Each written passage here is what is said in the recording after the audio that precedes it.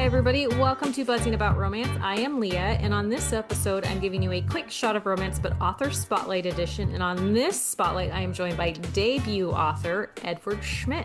Welcome to the podcast. Hi, Leah. Thank you for having me. Edward Schmit is an author based in New York City. From theater kid to graphic designer to creative director, he is always exploring new ways to tell stories. A passionate mental health advocate, he's worked in the nonprofit space for over 7 years. The Open Era is his debut novel and combines three things close to his heart: queer love stories, mental health awareness, and the most beautiful sport in the world, tennis. Why did you laugh at that part? Well, because Are we disagreeing already? well, I enjoy tennis. I mean, it's better than golf. Yeah. Well, yeah. I don't want to anger anyone. Also, I should say this is my very first podcast, so I don't want to say anything controversial and You say can say golf whatever isn't. you want. Golf is every sport is beautiful, but tennis is especially beautiful.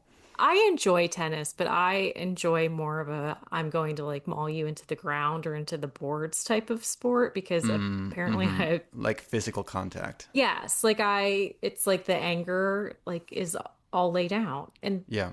tennis, there's the grunting gets to me sometimes. The grunting gets to you in I'm annoyed way. Mm-hmm. Yeah. I get it. It's a lot of exertion. I can play it somewhat. Maybe that's part of it too, is I'm not very good at it and it makes me grumpy.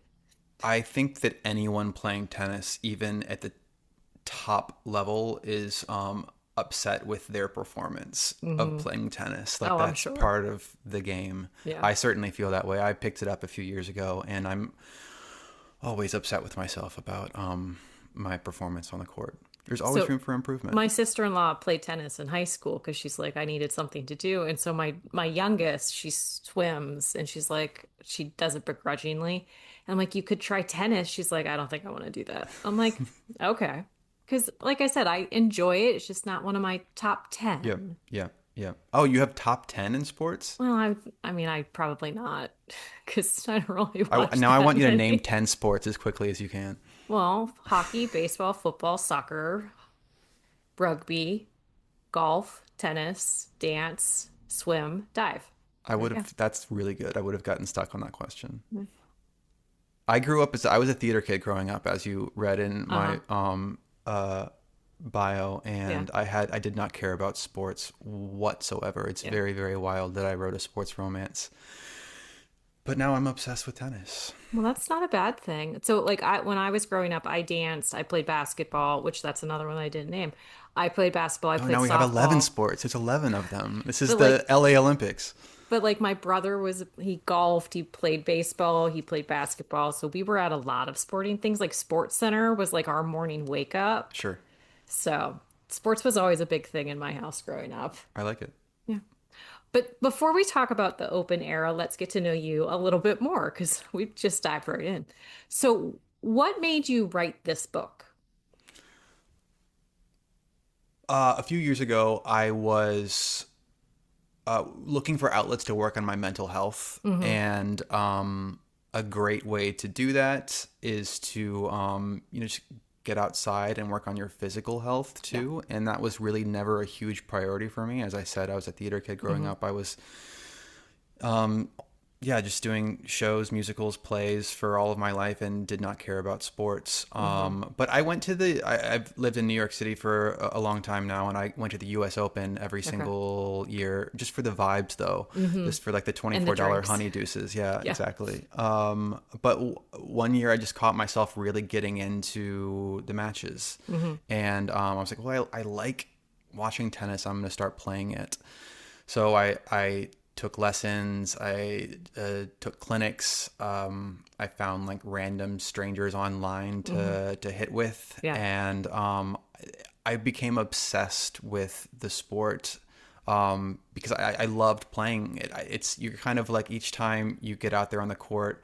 And you hit a great shot, it feels so great. And of course it's that endorphin hit. Oh, Yeah. just it's like watching a great video on Instagram or TikTok, and you scroll looking for the next great one too.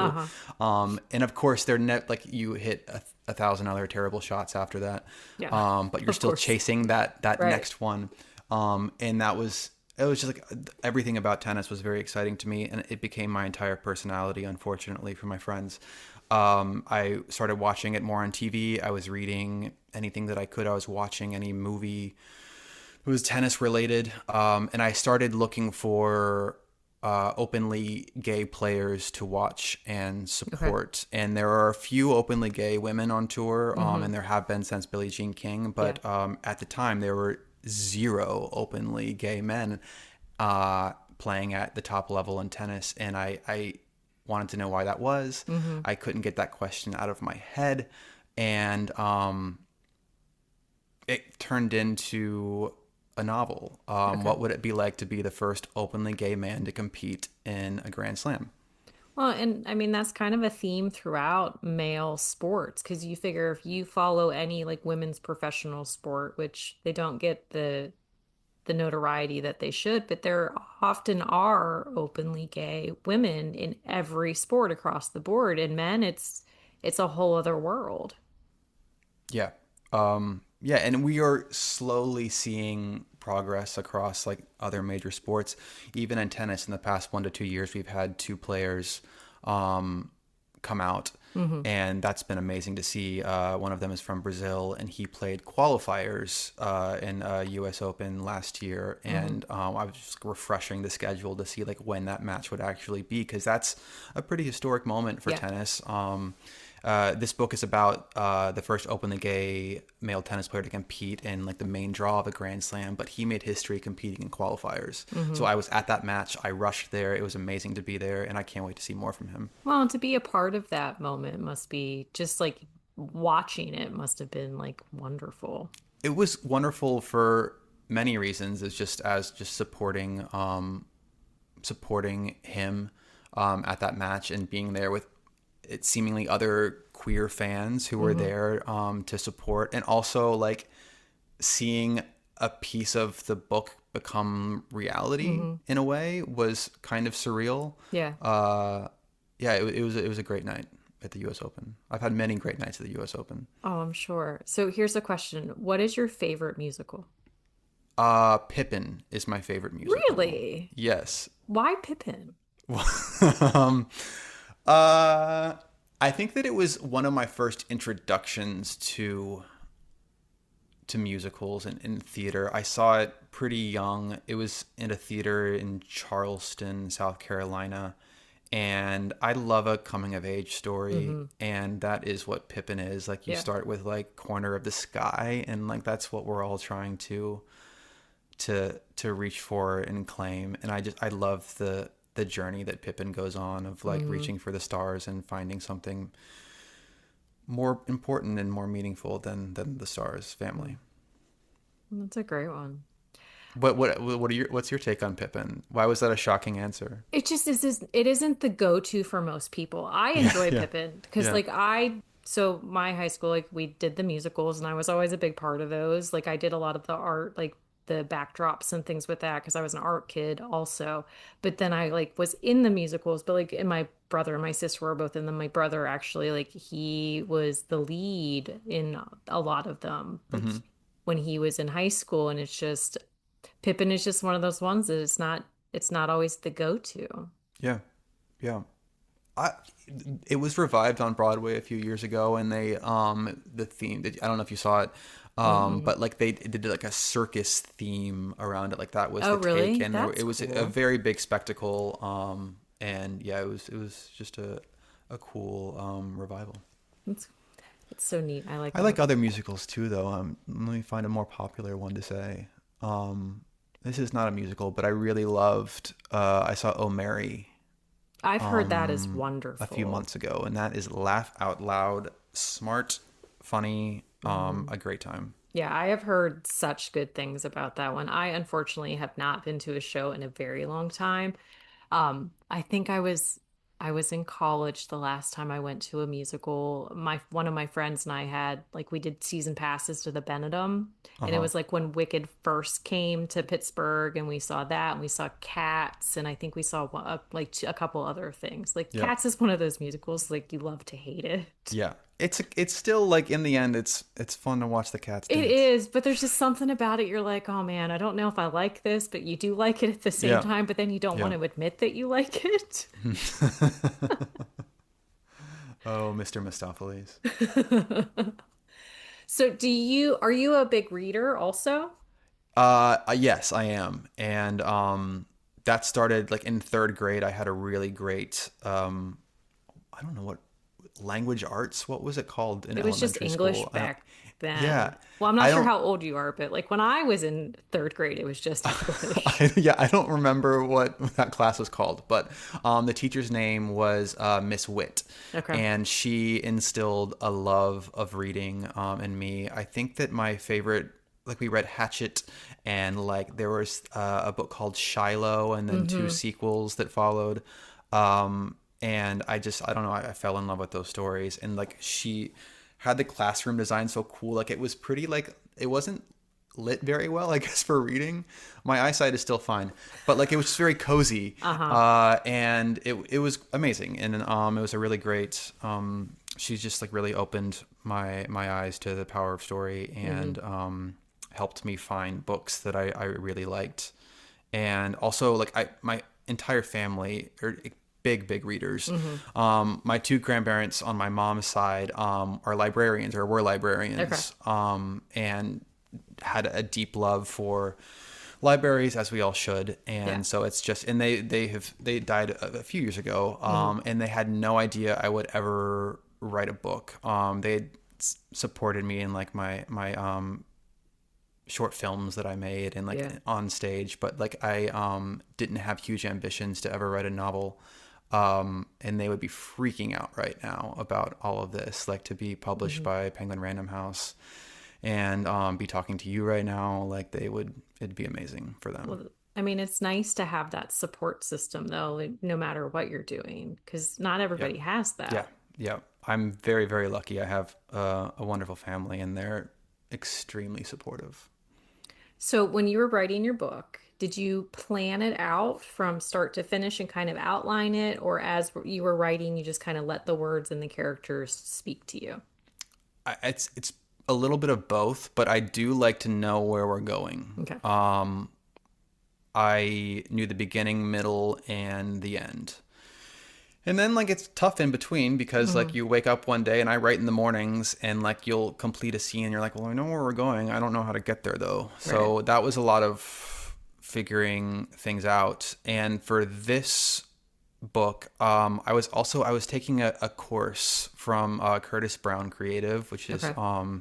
yeah, there's Curtis Brown the agency, and they have a creative side that Hmm. teaches courses. And this is my first time writing a book, and I wanted to make sure I was doing it well. Okay. So with that course, like we were submitting like 3,000 words at a time to the other students in the course and getting feedback constantly. And then when that course ended, I had a critique group, and we were trading pages all the Hmm. time. So someone was always like directly behind me, Right. like giving feedback. And that was an interesting way of doing this because, you know, you get feedback almost in real time and you can make adjustments. Right. But yeah, to answer your question specifically, I like to know where we're going. And that is, I made tons of discoveries just Hmm. writing it, where I just tried something out and I'm like, oh shit, I think that works. Hmm. Can I say shit here? You can say anything you want. Anything. So yeah, and that's always a fun process, and I like to leave room for surprise.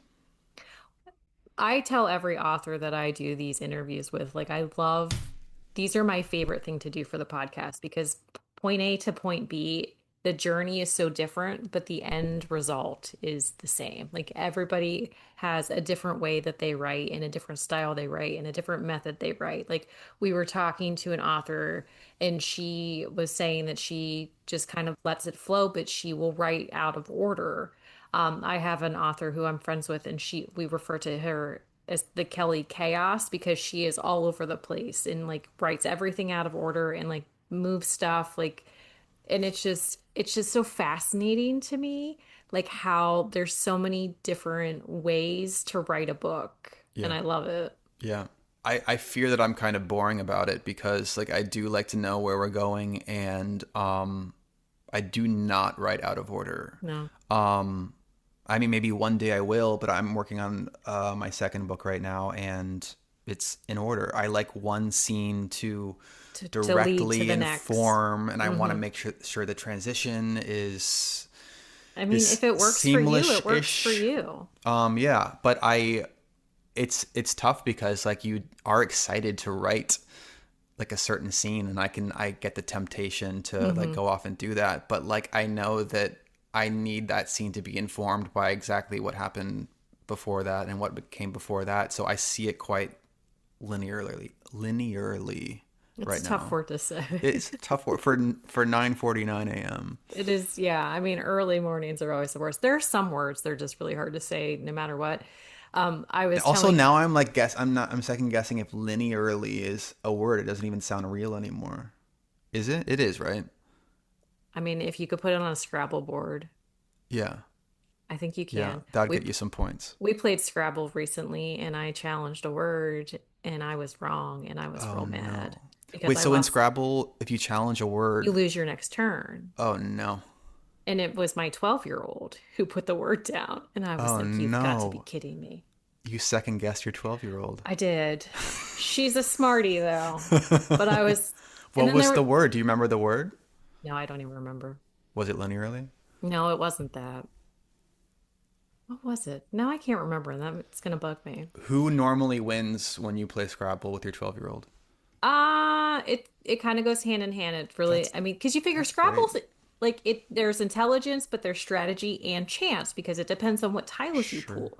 Like my Sure. oldest, he is 15 and he had the Z, but he could not. No, he had the Q and he couldn't figure out how to play Yeah. it. Yeah. So he was real mad. He did Yeah. not win and he was a little angry. Next time. Next time, yeah, games get a little intense in my house. Like a game of Sorry is real bad. I mean, yeah, we started off talking about how you like the brutality of sports, so I I mean, I wonder how that do. translates to Scrabble. I am the competitive one in the family. So my husband played football, like he threw in track and all those things, but he is not competitive. Like he does not really get into it. He's just like, whatever. And like, but that is not me. Like I am, it gets intense sometimes. Yeah. I mean, you've got to enjoy it, and if that's what makes you enjoy Mhm. it, great.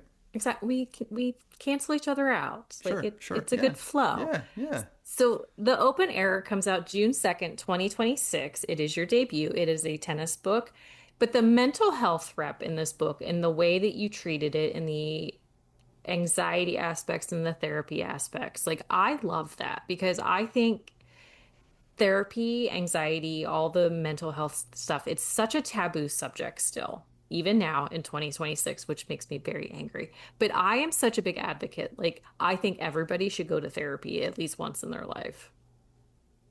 Thank you for saying all of that, and it really is a big piece Hmm. of the book. Yeah. So the main character, his name is Austin Hardy. He's 20 years old, and he has generalized anxiety disorder, and Hmm. it stands directly in his way of winning the U.S. Open, and it also stands in his way of like having like a Just relationship a relationship little in bit. Yeah, general, it affects it's them all. yeah. And he is pretty reluctant about therapy Hmm. at the start, and we do see him having his first therapy session, Yeah. and like what's that like, and the thoughts that go inside your head when you're kind of like sizing up your therapist, and I'm like, Hmm. who are you, how can you help me, and do I even need help?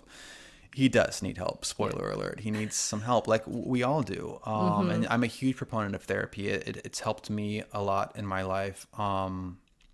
And like it's also imperfect Yeah. too, and Austin picks up on that. It's not going to solve all of your problems, but I think that it's tough when you're not saying these things out loud. Hmm. Yeah. Well, and as the book progresses, like we see that he still like bulks at it. He still pushes back. He still has a hard time really embracing it because he doesn't want to really dive deep into the why the anxiety is manifesting the way it is. Yeah. I wanted it to be realistic Hmm. there because healing and improving your mental health It's not easy. takes, it's not easy, and it takes time. This book takes place over 2 weeks. Yeah. That's it. And I designed it that way. I wanted it to be a pressure cooker of a scenario where a lot of shit is going down Yeah. over 2 weeks, a lot of it. And he cannot solve all of his problems in 2 weeks, but there can still be growth in an arc, and he can take steps in the right direction. And he has a huge career ahead of him, and he has a lot of work to do to help himself get through it.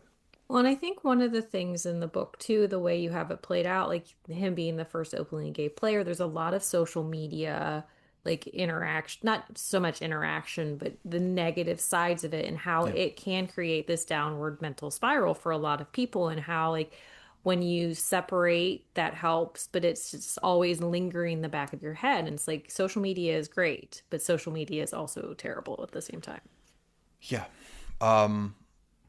Yeah, half of his problems would go away if there was no social media. Like he does an interview after he qualified for the U.S. Open, and the interviewer asks him like he just acknowledges that he's making history, and like asks him to comment about it. And he's been out since high school. It wasn't a big deal, but but he's still kind of surprised by the question. Like he didn't see it coming, and that interview goes viral, and that's sort of like his big coming out party to the world, and it sets off sort of a chain of events. It's how his love interest Diego kind of encounters him for the first time. And it's social media has done some wonderful things. It's brought a lot of people together. It helps people discover great art. It helps us find community, but it is quite difficult on mental health, and especially for younger people who don't have the self-control and like the protections that they might need to help themselves. It's a slippery slope for so many people. But so in Austin's world, he has his mom, he has his sister, he has his coach, and they're all very supportive of all the choices that he makes and the direction that he's going.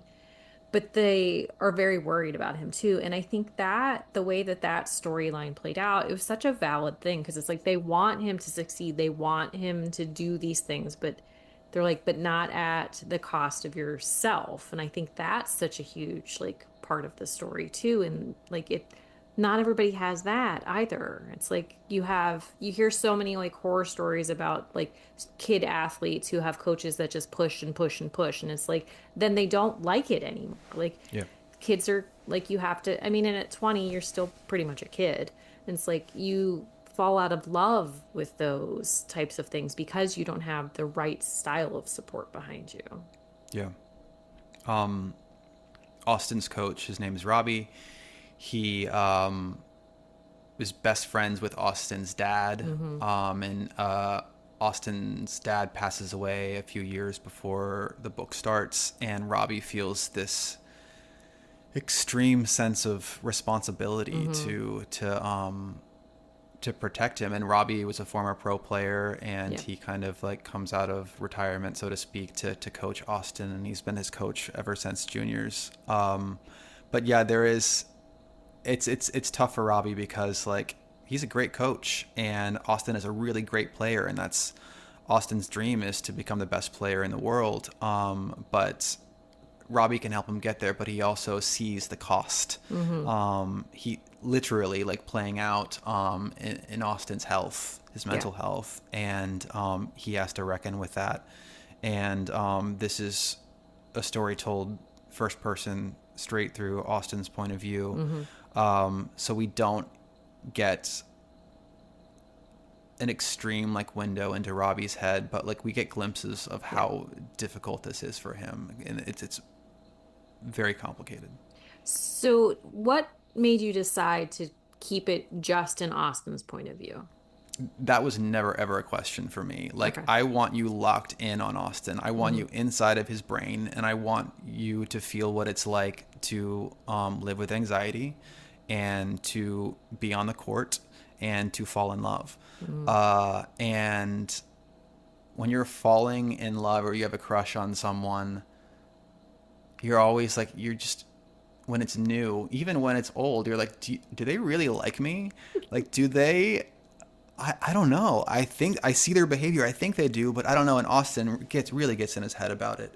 But if I gave you Diego chapters, Yeah. that tension goes away. You know what Diego's thinking. I want you to live as this person for 368 pages.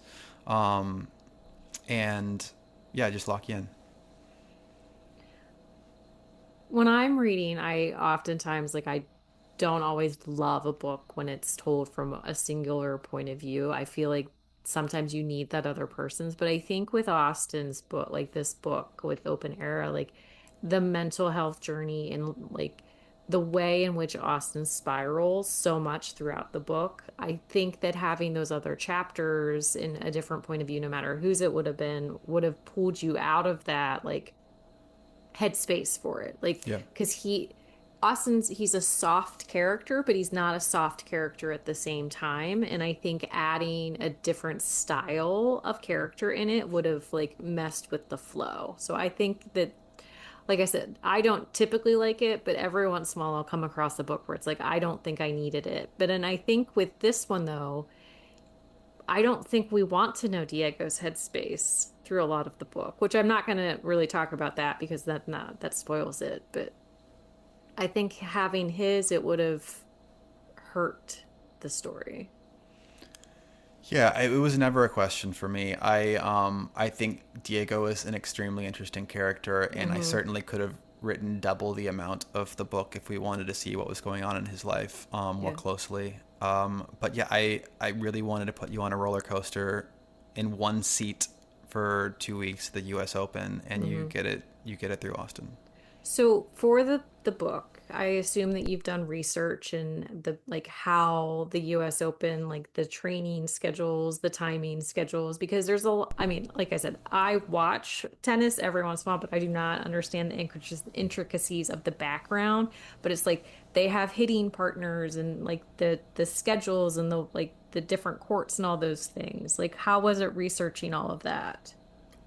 It was so much at the beginning. It was research that I didn't realize was research, Okay. because there were lots of things that I was doing that I think were setting myself up for success here, because I had been going to the US Open for Hmm. many years. I started playing tennis, so like not anywhere close to that level, but like I know what the feeling is like to hit a ball Hmm. and to curse yourself out when you Right. perform poorly. Like you can extrapolate those feelings. Hmm. And I was reading books on players. One of my favorite is Andre Agassi's Open. Hmm. Uh, really wonderful, excellently written book. And my dad is also obsessed with tennis. Okay. He also found it relatively later in life.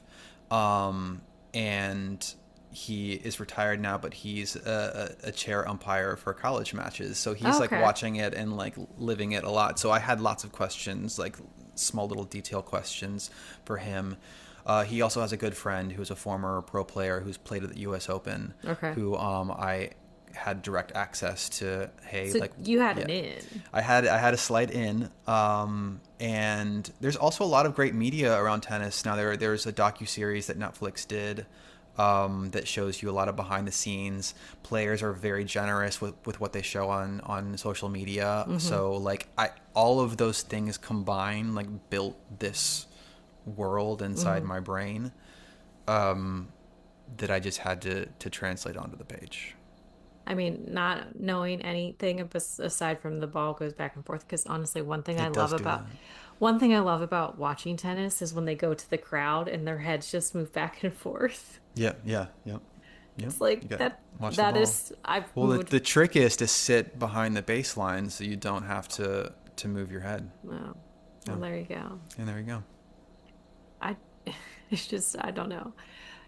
like golf, like you're following a little white ball like Right. around It's a just like giant one like field. head move every once in a while when they hit And it. it's like, and then you have to kind of look up and all Yeah. those things. But Yeah. tennis, like It's there's a a slow motion tennis, like neck pan. Let's go. well, in tennis, like it could like those volleys can get fast, like Yeah. because I mean, speed of serve is like a big thing. It's like fat, Yeah. like the speed of a pitch in baseball, like the speed of Yeah. a serve, and like how fast you can serve that ball. It's something. Yep. But not really understanding tennis. I mean, I felt very like in enveloped into the sport itself. Like you definitely make it like you're right in like the thick of it with all of it. Yeah, I wanted you to feel that way. Um, yeah, it's strap in for 2 weeks of epic gay tennis at the U.S. Open. Well, and one of the so in the story though too, Austin, so like we get his story, like he has dropped out of college like to like go after this goal of his. And I mean, I like I said, I don't really follow tennis, but I can imagine like how difficult that decision would have been, like Yeah. to play at a high school or a college level. And he was like, well, I was on the team, but I was better than all of them, so it was difficult. And it's like it, but is that a normal thing for people to go to college or just go straight into it? Because the juniors like scene is such a big thing in Mm-hmm. tennis. And Mm-hmm. so I guess I never really thought of tennis players going to college. Yeah, I just saw an article about it's. I think it was called like the disappearing college tennis athletes, where more Hmm. and more are electing to go pro Hmm. versus going to school. And I think one of the more recent examples is Ben Shelton, Hmm. who was going to school and dropped out. I think a year Okay. later, Yeah. because like if you're good enough to go pro, Yeah. you do it. Yeah. I think is the reasoning right now, but and I think one of Robbie's issues with that, Austin's coach, is like you're missing out on that college experience. Like Hmm.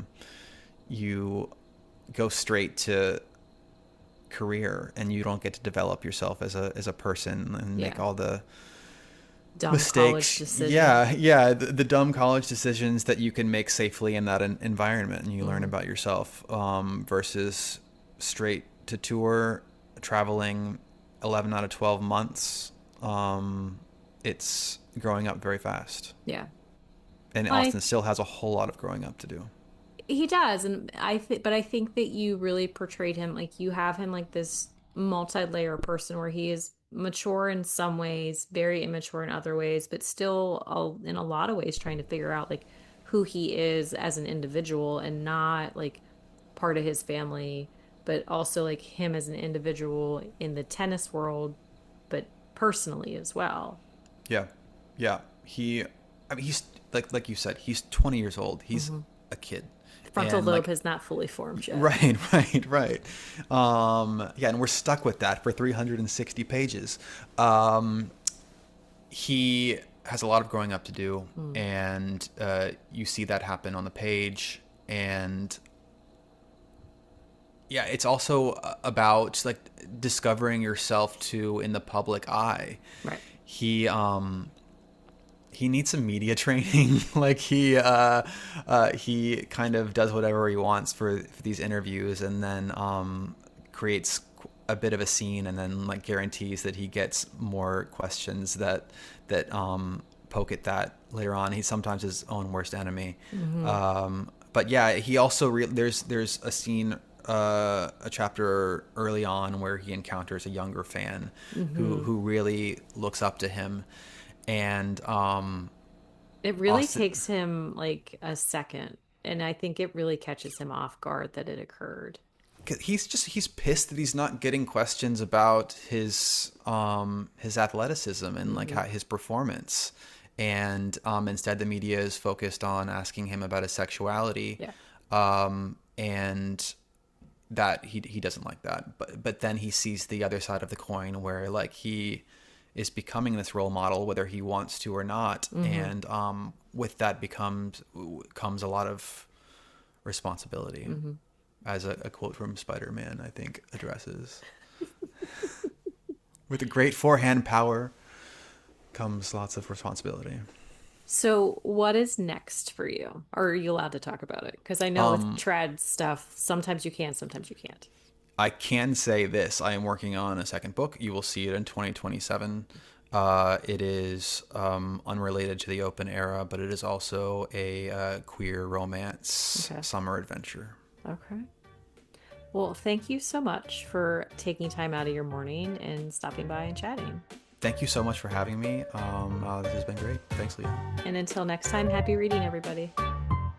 Find us on Instagram at Buzzing About Romance or on Twitter at Buzzing Romance. If you like the podcast, please leave a review. If you'd like to support us directly, join the Bookcase and Coffee Patreon and receive exclusive content only available to Patreon members. Check out bookcaseandcoffee.com for our on-the-shelf show notes.